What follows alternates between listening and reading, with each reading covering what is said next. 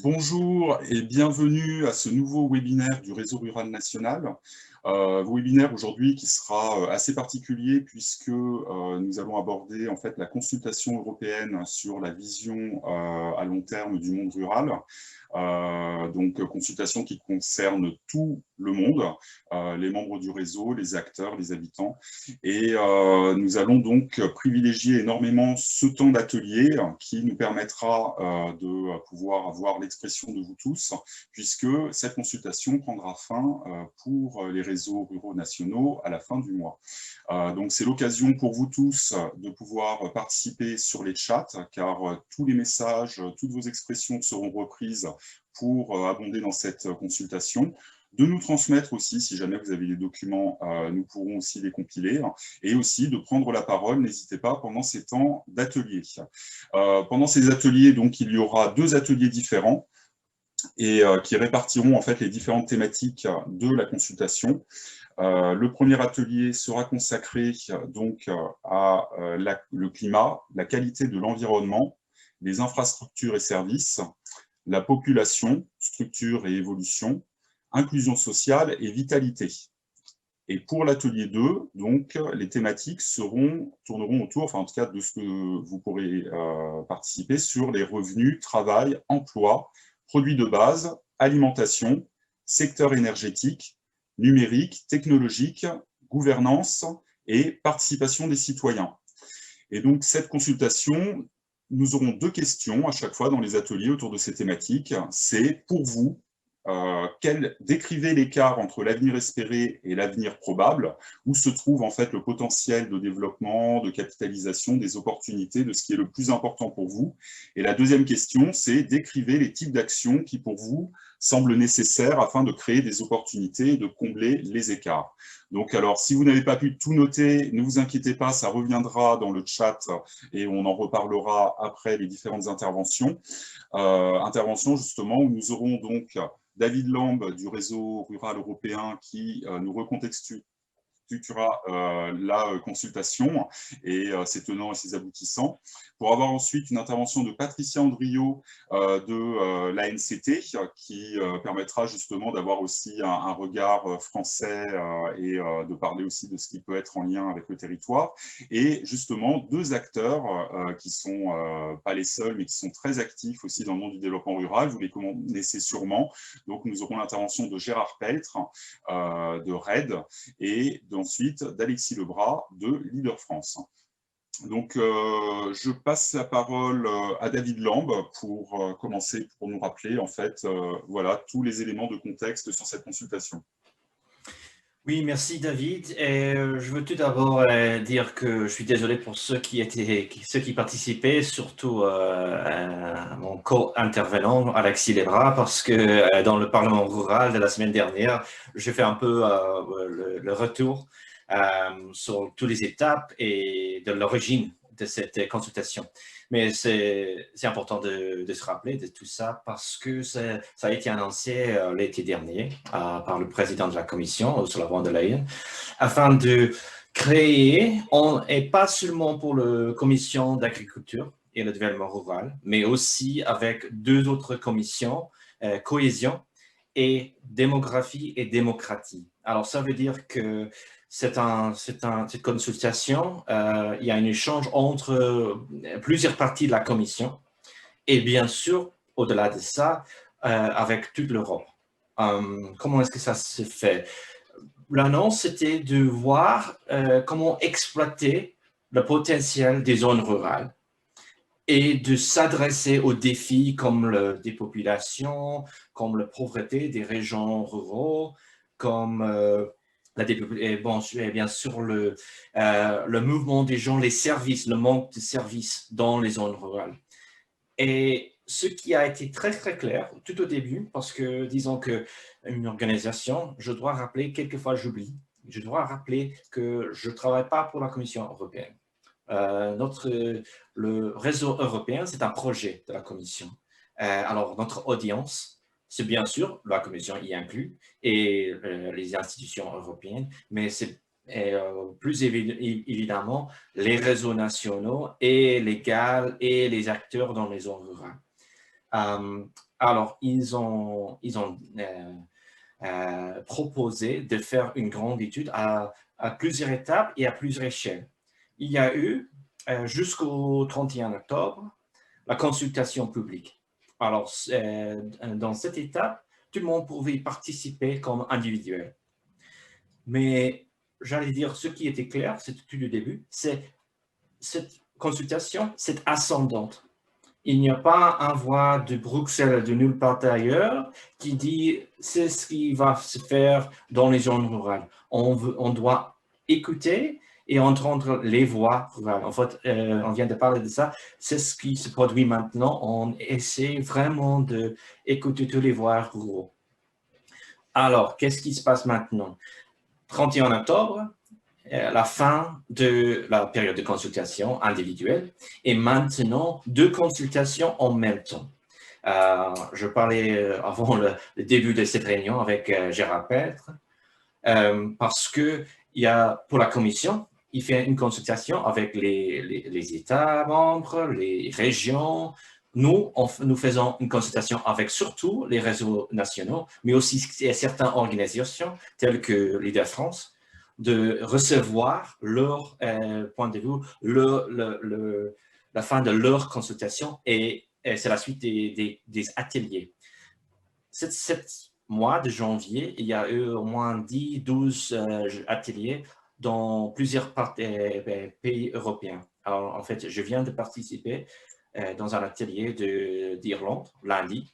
Je m'intéresserai beaucoup le résultat d'aujourd'hui en contrasté avec cet atelier. On va peut-être parler tout à l'heure.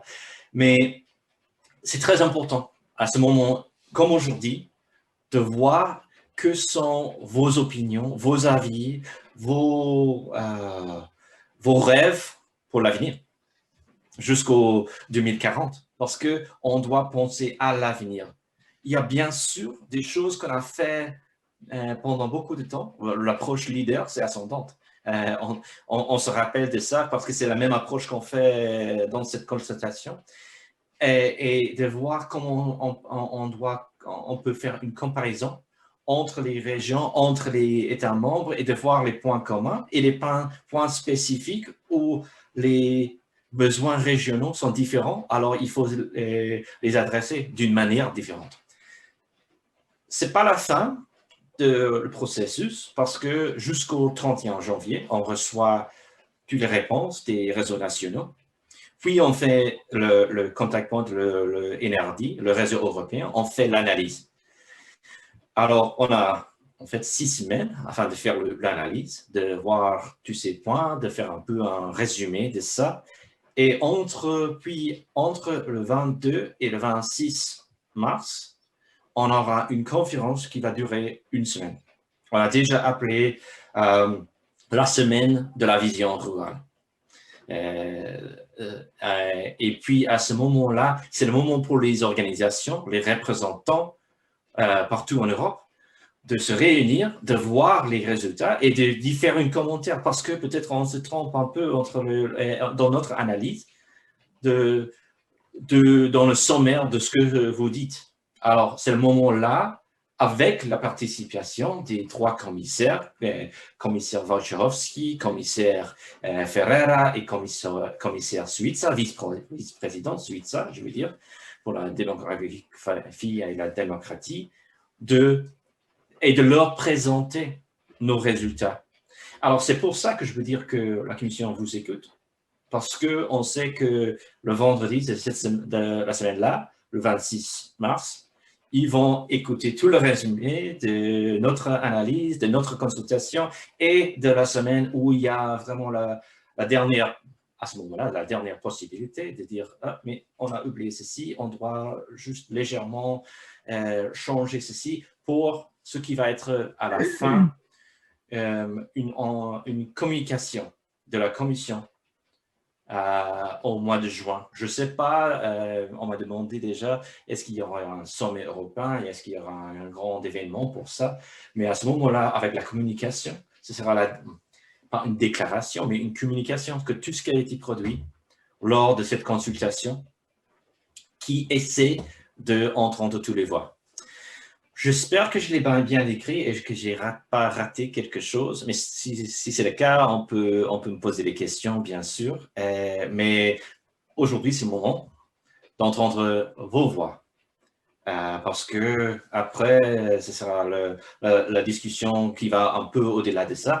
Juste une dernière chose, cette consultation va au-delà de l'approche à fond dans la consultation pour le plan stratégique pour le PAC, pour le PAC. Et alors, on va viser là-dessus, on va regarder ce qui se produit dans les plans stratégiques, mais cette approche est complètement séparée.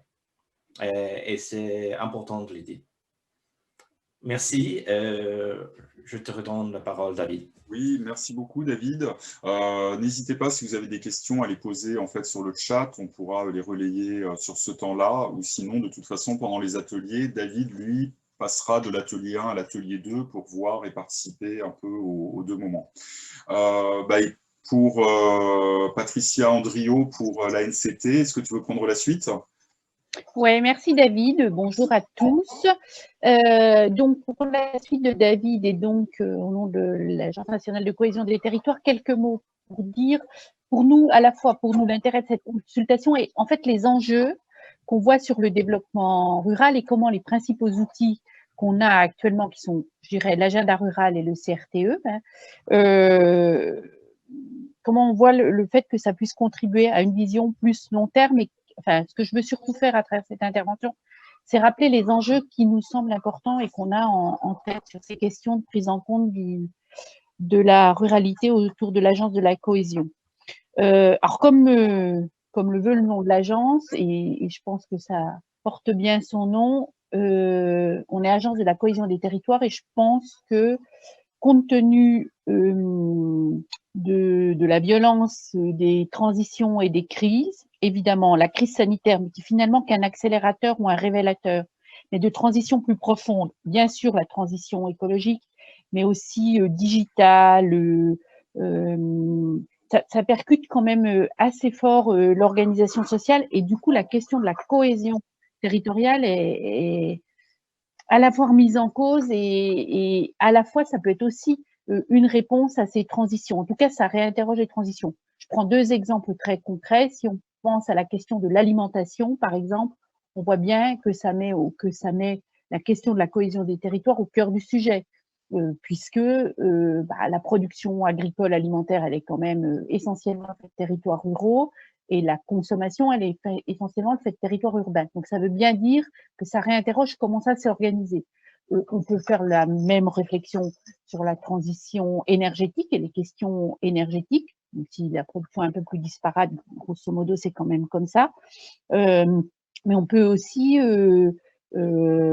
faire ce parallèle et voir ce sujet sur des questions économiques, où je pense que le digital et les transitions et les révolutions digitales en cours peuvent provoquer des réorganisations complètes des territoires. Donc, et il y a eu un rapport qui est sorti du CGET en 2018 sur la question de la cohésion des territoires et qui, à travers toute une série de cartos, illustre bien ces enjeux-là. Donc, on voit bien qu'il y a des mouvements structurels qui bousculent vraiment les organisations de production de services et du coup les organisations démocratiques, j'ai envie de dire, de nos sociétés, qui sont fondamentalement interrogées et qui posent fondamentalement la question comment on fait société et comment la cohésion des territoires elle est interrogée. Et je trouve que c'est un peu le cœur du sujet de l'agence nationale. Et du coup, comment on se met en posture, puisque le rôle de l'Agence nationale de cohésion des territoires, c'est d'être en posture au service des collectivités pour aborder ces transitions. Travaillant sur la mission ruralité, c'est le sujet qui nous occupe aujourd'hui, nous, la question qu'on a à se poser, c'est comment les territoires ruraux se retrouvent dans cette vague qui percute assez fort nos sociétés. Et le message clé dont on est convaincu, mais je pense qu'autour de la table et parmi les participants, tout le monde est assez convaincu de ça, c'est que, en fait, on peut avoir une vision assez pessimiste et après le temps de la mondialisation qui invitait plutôt à penser que les territoires ruraux étaient un peu perdus de vue et perdus et ne savaient pas monter dans le train de la mondialisation. On pourrait espérer que de ces crises et de la force de ces transitions-là, il y ait une sorte de d'inversion du balancier, ou en tout cas c'est une opportunité pour se dire ça peut être le temps des territoires, le temps de la ruralité, dans le sens où tous ces services ils sont produits par ces territoires. Donc je trouve que fondamentalement c'est important d'aborder la période en cours non pas comme on l'a subi, mais comme une opportunité de refaire cohésion de la société et pour les territoires ruraux de reprendre pied. En tout cas, c'est ce qui me semble dont on doit être porteur et c'est dans ce sens-là qu'on essaie, nous, d'accompagner les territoires. Donc, il y a un enjeu clé autour de cette histoire de cohésion. Il y a un autre enjeu clé pour aller, de cet enjeu fondamental et fondateur, j'ai envie de dire, je déclinerais bien 3 enjeux secondaires ou 3 leviers possibles. C'est la question du renouveau de l'action publique, c'est-à-dire comment on voit bien qu'il y a une défiance à la fois des élus, une défiance de la société vis-à-vis des élus, un manque de confiance. Alors c'est plus vrai au niveau national, européen qu'au niveau local. Le maire a encore crédité mais n'empêche que globalement cette confiance, elle est plus parfaite et cette fluidité de relation elle est plus parfaite. Et il y a une défiance aussi je vais le dire de manière un peu caricaturale et brutale, mais des sphères parisiennes que d'une certaine manière on représente. Donc fondamentalement, en tant que représentant de pouvoir public, on doit s'interroger sur comment on agit avec les territoires et comment on renoue avec cette confiance et comment on renoue ce dialogue-là. C'était un des premiers enjeux et leviers pour aborder ces transitions et pour se poser la question de quoi pour les territoires à long terme.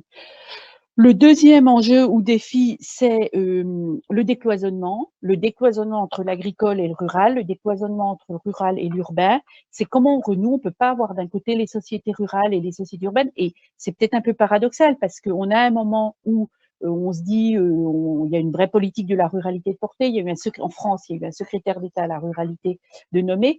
Mais il faut pas interpréter ça comme, et en tout cas, je pense que ça serait une erreur d'interpréter ça comme la volonté du rural de faire clivage. Ça doit être porté au service d'eux. Et c'est ce que dit assez souvent le secrétaire d'État, comment on renoue le dialogue entre les territoires. Donc, il y a vraiment un enjeu et je pense que les contrats de réciprocité peuvent être un outil pour ça, je vais y revenir. Mais comment on réorganise ce dialogue-là? Et il ne s'agit pas d'opposer de ruralité et urbain, il s'agit surtout de sortir de cette vision qui a tendance à trop opposer les territoires. La question se pose aussi entre agricole et rural ou agricole et le reste de la société. Et je trouve que le réseau rural est un outil assez important dans ce paysage-là. Il doit y avoir des voies de dialogue sur plein de sujets, évidemment, pesticides, utilisation des paysages, gestion de l'eau, enfin, tous les sujets. Et la question, c'est de comment on organise ce dialogue-là, qui, on le voit bien aujourd'hui, quand même relativement bloqué. Et or, les uns ont besoin des autres. On ne peut pas se passer de production agricole. La production agricole, elle a un impact environnemental, c'est un fait. C'est comment on organise ce dialogue-là. Et ça passe par des voies de décloisonnement et de dialogue et d'entretenir ces relations-là. Et je trouve que c'est un vecteur extrêmement important et que le réseau rural est un vecteur extrêmement important de dialogue et de décloisonnement, d'où l'enjeu que ça soit maintenu dans la prochaine période. Et en tout cas, nous, c'est ce qu'on défend au niveau de la NCT, parce qu'on a besoin, nous, on a besoin du monde agricole et pour faire vivre le monde rural, on a besoin d'être en capacité de dialogue avec le monde rural. Donc, c'est un enjeu qui semble extrêmement important aussi. Puis le troisième levier ou enjeu, c'est la place de la société civile, c'est-à-dire comment on travaille avec j'étais juste avant, c'est pour ça que j'avais sur une réunion sur Carrefour des innovations sociales et les CRTE, et on a besoin des réseaux, des acteurs intermédiaires, du monde associatif, de tous les représentants de la société civile pour réorganiser ce dialogue et pour décloisonner. Donc la question de la place de la société civile dans la construction des politiques publiques et de la co-construction, elle est quand même extrêmement importante. Donc voilà trois enjeux, 3 leviers d'action qui nous semblent importants, nous, pour concevoir cette vision du rural à long terme. Donc, et les outils qu'on a, dont on dispose sur la ruralité aujourd'hui, bon, c'est d'abord la reconnaissance de la ruralité qui, portée par le niveau français et par l'action du gouvernement avec la nomination du secrétaire d'État à la ruralité, mais aussi avec la nouvelle définition, la récente définition de l'INSEE, qui a revu sa définition des zones rurales, qui sont plus définies en opposition ou en pendant ou en creux des villes, mais qui sont définies par leur propre densité, ce qui est quand même un apport et salué, je pense, par acteurs du monde rural. Donc, il y a un volet de reconnaissance, un premier volet d'outils de la reconnaissance de cette ruralité.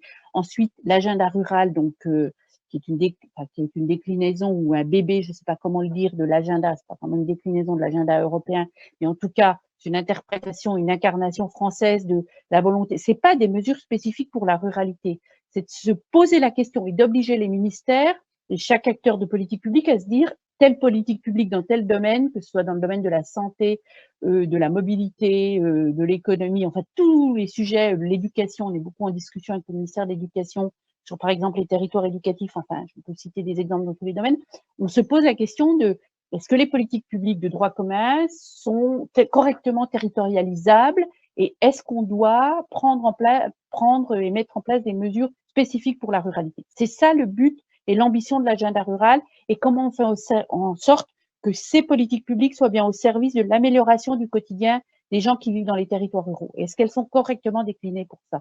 Donc ça, c'est le deuxième outil pour contribuer aux objectifs qui sont pas que des objectifs de court terme. Je vais revenir sur l'articulation long terme et court terme. Et le troisième outil qui me semble intéressant, alors je suis pas naïve avec tout ça, j'y reviendrai après aussi, c'est les contrats de ruralité et de transition écologique qui ont été lancés en décembre, par une circulaire en décembre dernier sur lesquels les territoires travaillent actuellement et qui paraissent, on peut se dire, c'est des contrats de plus. Alors, c'est pas que pour la ruralité, mais c'est des contrats, et ça, c'est intéressant d'ailleurs qu'on ait des contrats uniques, qui soient pas, il y a les contrats de ruralité, c'est intéressant et c'est un facteur de cohésion. Mais il y a un vrai renouveau, au moins dans l'intention du législateur à travers ces contrats. Après, faut pas être naïf sur comment ils vont se décliner, mais en tout cas, il y a une volonté de partir et de faire dialogue avec la société civile et d'accompagner à la fois les territoires dans la relance, qui va être quand même un vrai sujet d'aujourd'hui et de demain, mais aussi sur le long terme. Et ça peut être un outil d'articulation entre le court terme et le long terme. Alors en disant ça, j'ai bien conscience que c'est assez théorique et que c'est pas si simple et qu'il va y avoir plein d'écueils sur les territoires. Je vois déjà, je sais pas si Michael Restier de la NTP est dans les auditeurs, mais je connais bien les réactions et je ne méconnais pas tous les écueils d'action qu'il y a derrière ça. Mais ce que j'essaie de dire là, parce qu'on est bien sur le sujet de quelle vision à long terme pour la ruralité, j'essaie de montrer comment les outils publics de l'État actuel au service de la ruralité essaient de ne pas perdre de vue ces ambitions-là et comment on a aussi besoin, nous, de se nourrir et d'envoyer des signaux à la Commission européenne et sur l'ambition qui est portée et comment on a aussi besoin d'être aidé pour porter ces sujets-là. Donc, voilà les ambitions. L'idée, c'est que ces outils-là soient à la fois au service de l'action immédiate, de l'amélioration du quotidien, parce qu'on sait bien qu'il y a une forte, je l'ai dit, défiance et un fort ressenti d'abandon et d'oubli des territoires ruraux. Donc, il y a un enjeu d'action très rapide, de court terme, et d'ailleurs, c'est ce que c'est aussi à ça que doit servir le plan de relance. Et c'est aussi quelque chose sur lequel on travaille pour que le plan de relance n'oublie pas les territoires ruraux, mais c'est aussi ce qui doit nous servir à accompagner la transition des territoires pour demain. Donc, il y a un vrai enjeu à réussir il y a un vrai enjeu, un vrai défi, c'est pas simple, à réussir cette articulation-là. Et sur toutes ces questions-là, la programmation européenne à venir, elle doit aider aussi, et elle doit aider à cette articulation des pas de temps, et elle doit aider à porter à la fois la relance, la Commission européenne exactement dans les mêmes dilemmes, c'est-à-dire à la fois comment on fait relance et qu'on accompagne les sociétés vers la transition. Et voilà les outils que nous, on essaie d'activer sur ces sujets-là pour contribuer à ça. Je peux prendre peut-être 2 exemples. Je ne sais pas si David, j'ai déjà parlé trop longtemps ou si j'ai encore 3 minutes. Fais-moi un... Ah non, tu peux continuer, Patricia. Je ne veux pas être trop longue, mais juste pour illustrer mon propos, peut-être à travers 2 exemples. La question de la mobilité, qui est un sujet extrêmement emblématique sur les territoires ruraux. C'est à la fois des mesures de l'agenda rural et ça peut être des leviers, on peut utiliser les CRTE. Par exemple, un territoire peut avoir, ou les territoires sont invités à avoir un projet de mobilité, à mobiliser à la fois des crédits du plan de relance Et il y a une conjonction de la loi, de la LOM, la loi d'organisation des mobilités, qui permet à des territoires de prendre la compétence mobilité, mais il y a derrière, on sait bien, c'est donc à la fois l'occasion pour des bassins de vie de sursaisir et de faire redescendre la décision des mobilités beaucoup plus au niveau local, beaucoup plus à leur niveau, pour pouvoir mettre en place des politiques plus adaptées. On sait qu'il y a une vraie question budgétaire sur ces sujets-là, parce que les collectivités, les EPCI sont un peu réticents à prendre la compétence, parce qu'en gros, ils sont pas sûrs qu'ils auront la délégation des moyens d'État et surtout des régions qui va avec.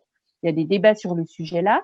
Les crédits du plan de relance peuvent être l'occasion aussi d'aider à prendre cette compétence-là et de mettre en place des leviers structurants à l'échelle des territoires. Donc, il doit y avoir cette combinaison-là. Et voilà l'exemple d'un enjeu de politique publique qui est à la fois un enjeu d'amélioration du quotidien de court terme des habitants, à la fois un enjeu de transition écologique, parce qu'il faut qu'on aille vers des modèles, des moyens de mobilité qui sont moins consommateurs d'énergie, et qui peut être aussi une occasion de créer des emplois locaux. Il y a des territoires, j'ai des exemples en tête, dans les Alpes de Haute-Provence, c'est l'exemple qui vient en tête, mais il y en a plusieurs, où il y a des plateformes de mobilité mises en place, qui sont créatrices d'emplois, où il y a je pense aussi à ce que fait, par exemple, Mobicop, qui permet à des territoires de mettre en place leur mini Blablacar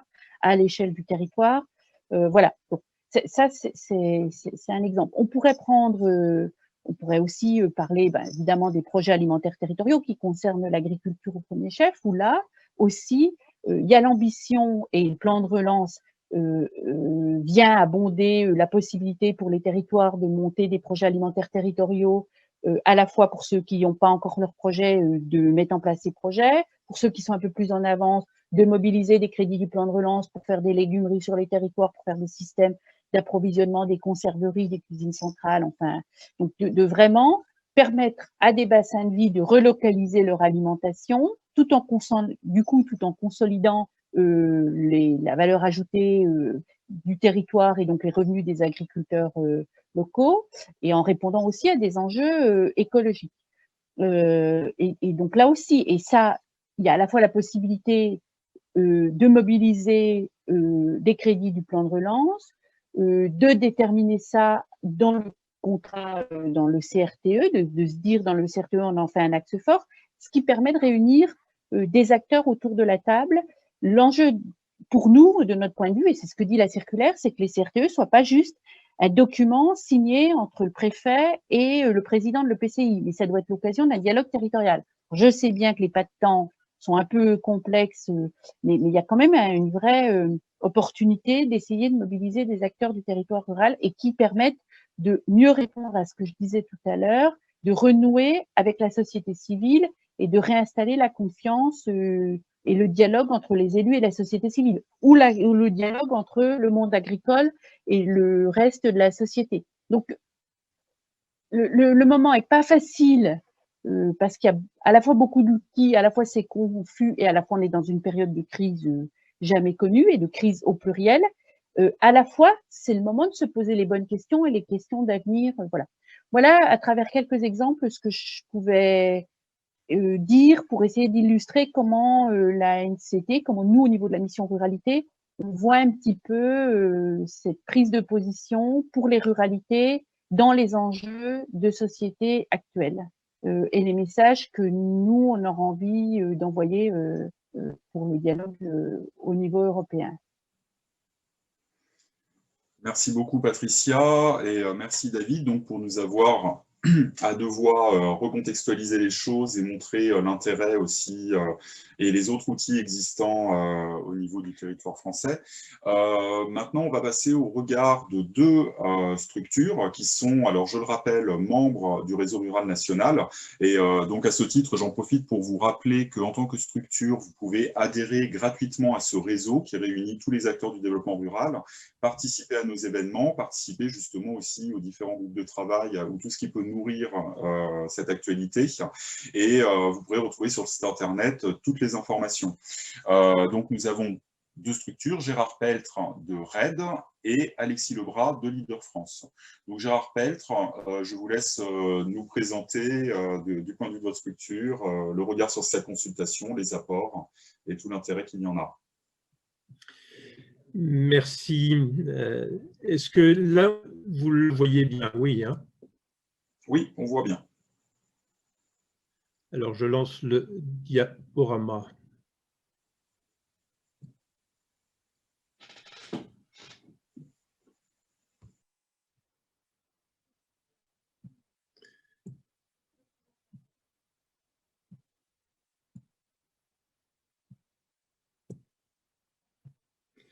Est-ce que là, c'est bon?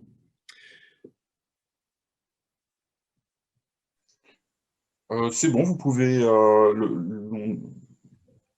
Oui, on voit bien le PowerPoint. Vous pouvez y aller. Bah, bonjour, bonjour à toutes et à tous. Donc, je suis Gérard Peltre, le président de l'association.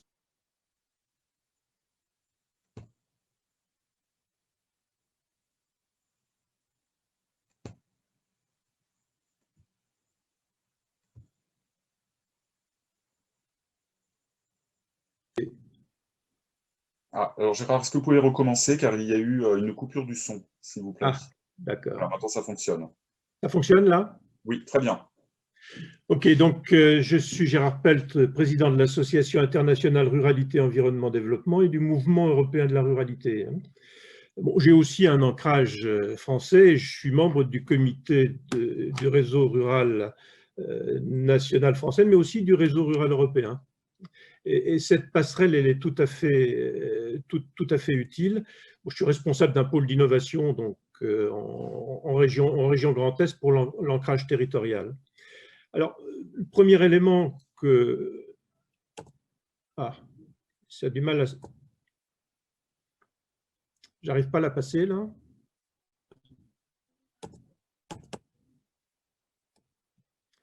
Je vous ai perdu? Non, on vous entend, mais en effet, la diapositive ne passe pas. Là, elle est passée? Oui, c'est peut-être qu'il y a un petit décalage entre. Donc, quand vous passez, voilà, ça s'affiche maintenant. Alors là, je vous laisse regarder ce qu'est notre association. On est une association qui fonctionne avec toutes les instances de l'Union européenne dans une logique proactive, parce qu'on est vraiment convaincu qu'on peut agir avec l'Europe dès l'instant qu'on agit avec méthode dans l'agenda opérationnel de l'Union européenne et qu'on fonctionne sous forme de propositions et pas uniquement de revendications. Et quand on est dans des logiques de proposition, il faut considérer qu'une proposition n'est pas toujours retenue, mais on voit bien qu'en règle générale, les orientations de l'Union européenne se nourrissent des propositions et c'est tout l'importance et le sens des consultations qui sont données. Donc RAID a un pied transfrontalier, donc en grande région transfrontalière, et toute une dynamique d'action au niveau européen.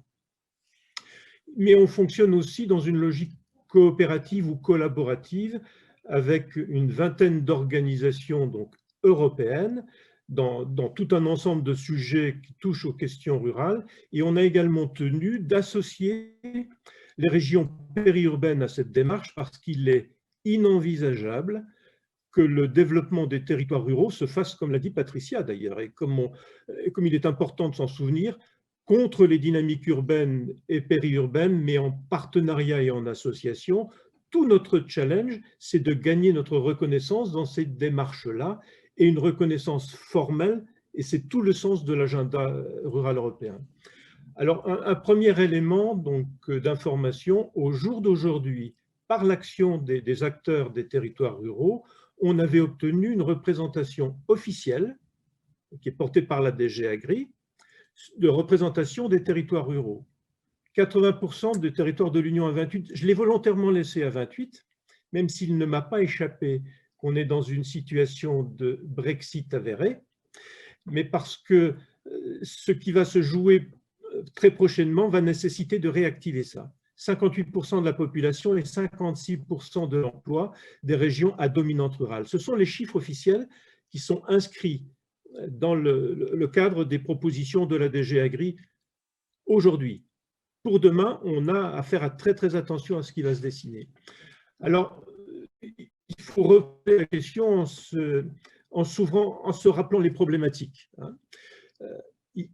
Il est important que l'on puisse avoir une meilleure reconnaissance et exploitation de la valeur ajoutée de la diversité des territoires ruraux. On en parle beaucoup, c'est aujourd'hui dans les propos, c'est dans les actes en France, mais ce n'est pas le cas partout et loin s'en faut. Et quand c'est dans les actes à un moment donné, ce n'est pas forcément dans les actes toujours. Donc il faut toujours se souvenir de ça. La réduction de l'inégalité des citoyens et des acteurs socio-économiques ruraux, notamment au regard des offres de services, Patricia en a parlé, mais aussi des infrastructures de base. Le très haut débit Internet, mais n'oublions pas non plus la téléphonie mobile, par exemple. Les infrastructures de déplacement en termes de services, des besoins et des perspectives de dynamique locale de développement pour apporter des réponses beaucoup plus adéquates donc, aux enjeux de développement des territoires. Et ce dernier point-là, il faut bien le prendre en considération, les appels à projets au niveau européen ou dans nos États membres, les appels à manifestation d'intérêt, tout ça c'est excellent, mais il est important que les uns les autres puissent avoir des perspectives, des outils de travail pour pouvoir construire le futur et mobiliser les forces vives de ces territoires-là. Alors, on a des défis maintenant qui sont devant nous.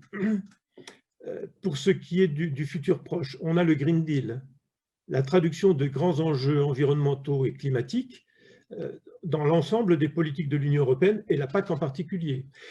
Stratégie sur la biodiversité, bon, le numérique, j'en parle pas, on en parle souvent.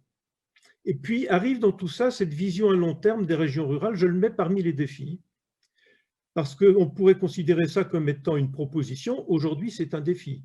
Quelle sera la proposition et quelle sera sa place en termes de vision structurante des politiques, on parle du rural proofing, on parle d'éléments de ce type-là, comme le Green Deal ou simplement une recommandation.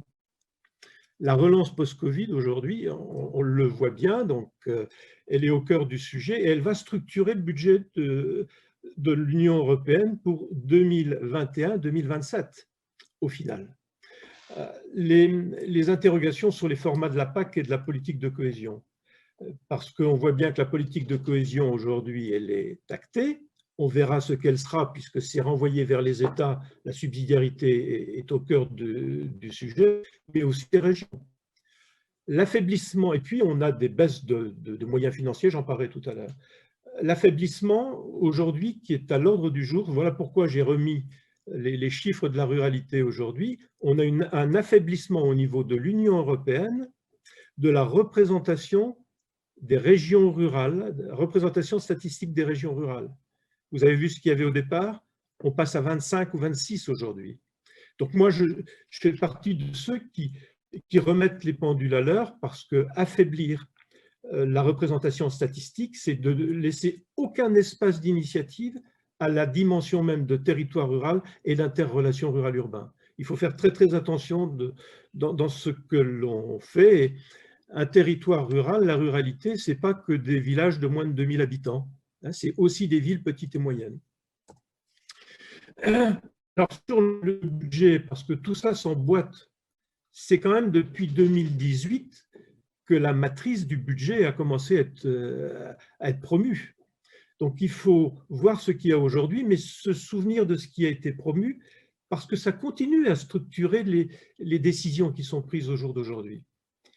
Ce budget, il prend en référence deux éléments qui sont fondamentaux et qui nous donnent un moyen d'agir. La Charte des droits fondamentaux avec l'article 6, qui a un caractère juridique, qui n'est pas un pilier du budget, ni même des politiques de la structure de l'Union, mais aussi l'article 174, qui organise donc la cohésion sociale, économique et territoriale.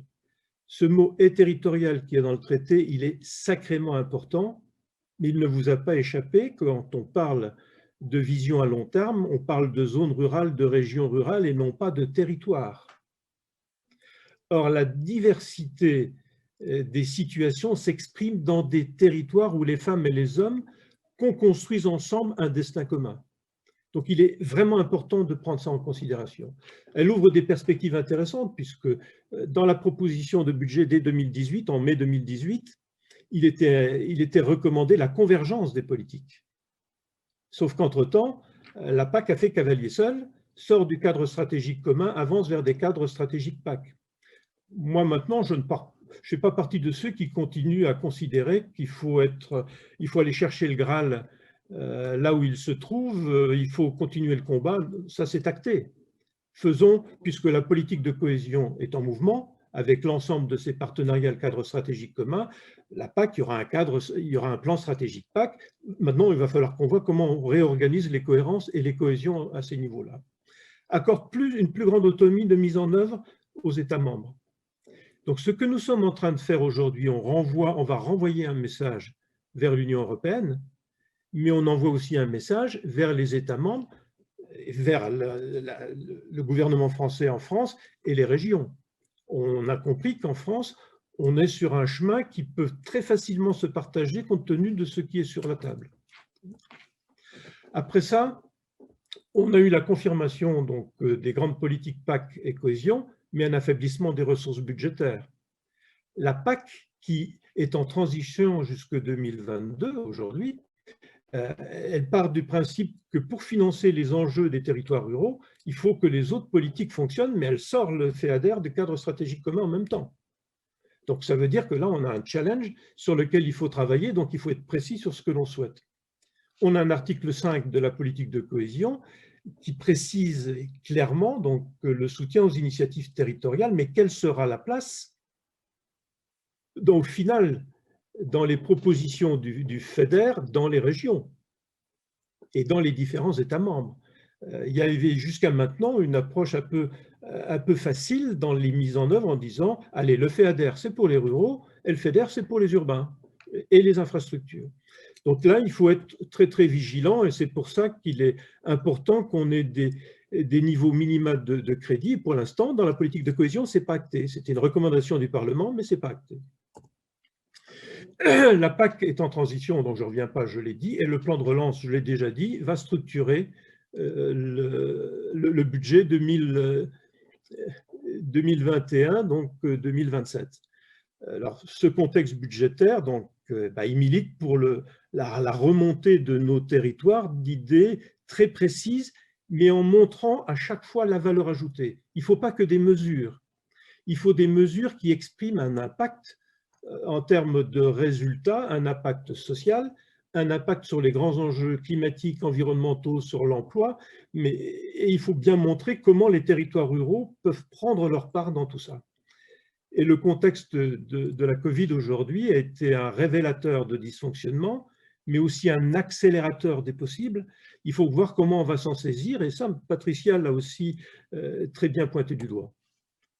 Alors, on ne peut pas parler de la vision à long terme si on fait abstraction de l'agenda territorial. Il était dans la feuille de route de la présidence allemande. Moi, je le rappelle parce qu'on était à Leipzig et on a défendu ce qu'on défend. Parce qu'à un moment donné, quand on dit qu'il faut l'équilibre rural-urbain, organiser des coopérations intelligentes et tout ça, il faut voir si l'agenda territorial européen nous l'exprime. Parce que j'ai quelques heures de vol, vous pouvez le constater, on voit bien que quand les politiques européennes arrivent dans les États membres, elles deviennent l'outil structurant, même si on rappelle souvent ou trop souvent, on discrimine aussi l'Europe trop souvent. Il faut optimiser la valorisation des potentialités de tous les territoires. Le fait de le dire, c'est important, mais il faut aussi l'obtenir. Assurer la cohésion et faire en sorte que c'est tous les territoires, et c'est pour ça que nous, on trouve important d'avoir une réalité rurale qui s'exprime sous forme de territoire. Bon, la créativité, le caractère entrepreneurial des territoires ruraux, tout ça, il faut qu'on le mette en valeur parce qu'on n'est pas souvent reconnu pour toutes ces capacités fondamentales. Parce que les territoires ruraux, quand il y a un problème, ils retroussent les manches, ils trouvent une solution, alors que les votes populistes dans les territoires ruraux, c'est quand même étrange. Hein. Donc, il faut se poser des questions. Assurer la cohésion territoriale entre et au cœur des régions d'Europe, rural urbain. Donc, et ça veut dire qu'il faut aussi sortir des pratiques en disant bah, si on n'a pas une masse critique suffisante, on ne peut pas fonctionner. C'est vrai, mais la masse critique, on peut l'obtenir par le travail en réseau et pas uniquement que par des masses critiques géographiques. Renouveler et rééquilibrer les relations rurales-urbaines, c'est un élément donc essentiel, et c'est pour ça qu'à RED, on est contre cette idée du ruissellement, et que je rappelle souvent que le ruissellement emporte les sols lorsqu'ils ne sont pas vivants. Donc il faut se remettre dans une situation de désir partagé par rapport à tout ça.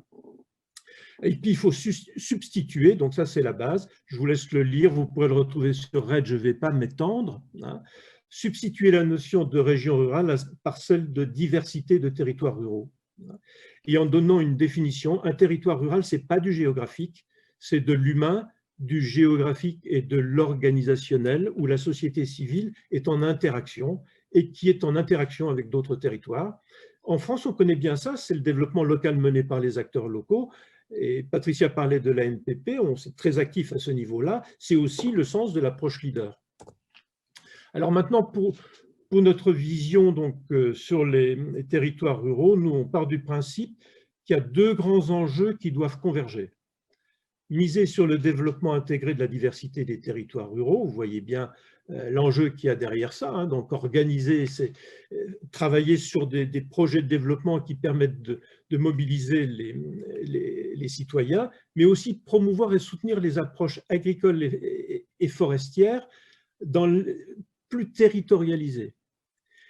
Si on ne met pas le paquet dans la PAC et dans l'expression sur l'agriculture et la foresterie territorialisée, on aura beaucoup de mal à ce qu'elle relève les défis et surtout à organiser la synthèse dans nos territoires ruraux. Après, on a 3 objectifs stratégiques et je vais aller beaucoup plus vite. Généraliser le développement territorial intégré en misant sur l'approche leader. C'est-à-dire ne pas leader et surtout le développement local mené par les acteurs locaux pour être d'une manière plus transversale rural-urbain, donc dans ces éléments-là. C'est fondamental et c'est ce qui va permettre de libérer les énergies des citoyens, mais ça doit aussi fonctionner avec des contrats d'objectifs qui permettent de fonctionner sur le temps long. Deuxième objectif, c'est stimuler et accompagner la territorialisation des exploitations agricoles. C'est en écho au deuxième enjeu. Toutes les transitions climatiques, alimentaires et compagnie, elles ne pourront pas fonctionner s'il n'y a pas un partenariat entre les acteurs locaux, les municipalités, l'ensemble des organisations et les agriculteurs. Ça va se gagner territoire par territoire, y compris pour pouvoir développer les échanges vers les consommateurs des villes. Le troisième objectif, c'est que tout ça peut fonctionner et c'est transversal. C'est pour ça que nous, on le défend comme étant quelque chose de transversal. La formation, les échanges de savoir pour favoriser l'innovation. Parce que ça, c'est commun à tout le monde et il faut avoir en perspective les métiers et en perspective la formation que l'on distille dans tous les territoires. Et pour ça, il faut bien entendu que tous les territoires soient éclairés avec des perspectives réelles de fonctionnement. C'est tout le sens de ce qui se passe aujourd'hui avec les tiers-lieux, mais c'est aussi le sens des partenariats européens pour l'innovation. C'est aussi le sens des établissements d'enseignement de proximité qui deviennent, avec les orientations qui sont prises notamment en France, beaucoup plus sensibles à cette notion de territoire et de formation donc, en lien avec les enjeux de développement.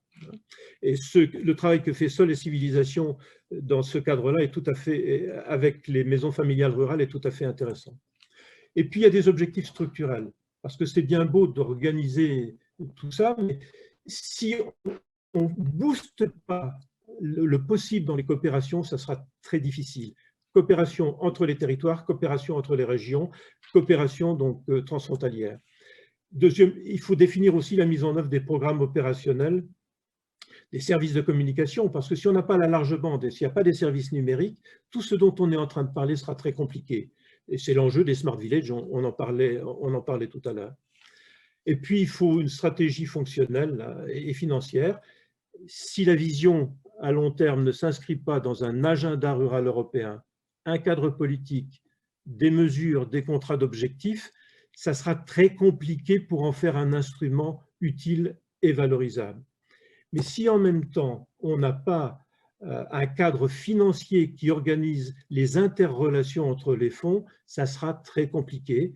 Et pour ça, il y a des conditions, je l'ai déjà dit tout à l'heure, je n'insiste pas sur ces questions-là. Et pour conclure, bon, je vous donne ce petit schéma, mais pour moi, il est possible d'agir. Il est encore temps d'agir. Il sera essentiel d'agir dans les régions au moment où les politiques régionalisées vont se mettre en œuvre. Cette remontée vers l'Europe dans ce temps qui nous est encore offert, c'est aussi un baroud d'initiative et d'apprentissage pour faire ce travail dans les régions avec le réseau rural, les réseaux ruraux nationaux et régionaux. Merci de votre attention. Merci beaucoup Gérard pour votre intervention. Je passe la parole donc à un autre regard d'acteur, à Leader France et Alexis Lebras. Merci beaucoup David, merci Gérard aussi pour cette intervention. Alors, je vais intervenir aujourd'hui avec une double casquette, donc à la fois effectivement au nom de Leader France et de Thibaut Guignard, mais également aussi au nom du Parlement rural français, qui, comme l'a souligné David, la Commission Europe s'est réunie la semaine dernière, justement en évoquant cette problématique de la consultation de vision à long terme. Donc, je vais vous donner un petit peu aussi les axes qui se sont dégagés, mais des axes qui sont, j'ai envie de dire, en cohérence avec les propos entendus jusque-là, que ce soit de Gérard ou de Patricia. Je pense qu'effectivement, on a tous la même vision de la ruralité, la même vision dynamique des ruralités, et qu'on a un constat clair aujourd'hui, c'est qu'il est aujourd'hui impossible de parler de développement rural en France sans parler de la ruralité en Europe, de sa place et de ses enjeux. On sait qu'il y a une corrélation très importante entre l'échelle française et l'échelle européenne. Je tiens aussi à remercier David qui a souligné quelque chose, puisque la consultation de la vision à long terme a été définie, c'est bien noté, on veut s'appuyer sur le besoin des territoires, écouter leur expression. Et effectivement, David, c'est l'essence même de Leader, c'est l'essence même du programme d'initiative communautaire qui a été lancé dans les années 1990, à savoir cette démarche ascendant bottom-up qui doit partir du territoire pour pouvoir effectivement développer sur des stratégies locales. Donc là, cette idée de devoir partir des acteurs des territoires pour pouvoir avoir une vision à long terme est une approche qui correspond parfaitement à l'approche de Leader et même à l'approche du réseau rural, hein, puisque si on fait un peu l'historique du réseau rural, à la base, c'est quand même le réseau d'Égal qui est à l'initiative de toutes ces démarches qu'on peut saluer, et en plus, bien sûr, avec cette échelle de décloisonnement que l'on connaît plus particulièrement sur cette programmation. Cette consultation à long terme, elle a effectivement plusieurs aspects et plusieurs enjeux très importants qui ont été soulignés. Bien entendu, la Commission Europe a souligné, et Leader France également, l'importance de faire un pas supplémentaire vers un agenda rural européen. Je ne peux que rejoindre Gérard sur ces propos. Je le sais, toutes les organisations qui sont membres du Parlement rural français, dont le RAID, bien entendu, soutiennent activement cette démarche. Alors effectivement, il y a eu des premières étapes qui ont été passées dans les derniers mois, sauf que maintenant, il faut passer les étapes supplémentaires et arriver à une phase maintenant de plus concrète. Qu'est-ce qui s'est dit sur cette consultation vision à long terme? Je pense qu'on est parti sur 3 aspects. On est parti sur 3 réflexions majeures. La première réflexion qui est de renforcer la connaissance des ruralités européennes.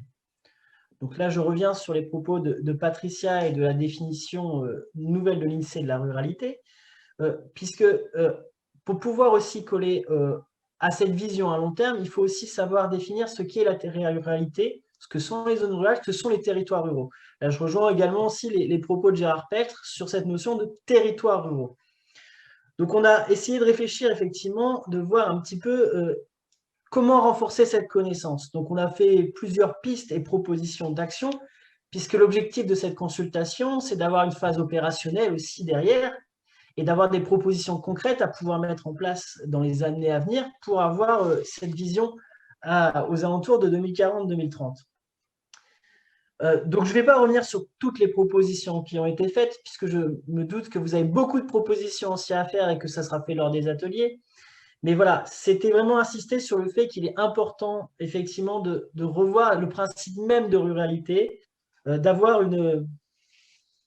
un petit peu aussi un référentiel commun à l'échelle de l'Union européenne sur qu'est-ce que sont les territoires ruraux. Parce que, comme l'a dit Gérard, il n'y a pas une ruralité, il y a des ruralités. Et donc, c'est important aussi qu'on puisse avoir un référentiel commun, qu'on puisse avoir au niveau européen aussi des études d'opinion, un observatoire européen de la ruralité qui soit créé justement pour pouvoir après aller dans la phase, plus dans la phase concrétisation. Mais je pense qu'il est important qu'il y ait vraiment ce référentiel commun qui soit activé. Sur la deuxième phase qui a été discutée, c'est bien sûr, c'est de renforcer la prise en compte des ruralités dans les politiques publiques européennes. Aujourd'hui, les ruralités, en tout cas le développement rural, il a été globalement mis dans le programme LEADER. Le programme LEADER, voilà, c'est 5% qui ne constitue que 5% du FEADER. Donc le programme LEADER, effectivement, c'est l'incarnation du développement rural, c'est l'incarnation de l'Europe dans chaque village. Ça, c'est un fait, c'est reconnu aujourd'hui. Mais il faut aller au-delà de ce programme LEADER. Il faut, et là, c'est rejoint aussi les propos de l'agenda rural et du schéma que nous a présenté Gérard, c'est comment aussi ruraliser les politiques européennes et les programmes européens. Aujourd'hui, dans le FEDER, effectivement, si on regarde la prochaine programmation, il y a un volet territorial. Un volet territorial à dominante, ce qu'on lit entre les lignes, destiné aux territoires ruraux. Sauf qu'aujourd'hui, comme nous l'a rappelé lors de la dernière commission, il n'y a que 10% des autorités de gestion qui vont aller sur cet objectif spécifique, sur ce volet territorial. Comment on fait pour reconnaître la place des territoires ruraux et faciliter l'accès des territoires ruraux au fonds européen? Parce que les territoires ruraux ont besoin aussi des fonds européens pour se développer, tout comme l'Europe a besoin de ces territoires ruraux, parce que les territoires ruraux, je ne vais pas reprendre les chiffres qui nous ont été dit, mais c'est 80% du territoire de l'Union européenne.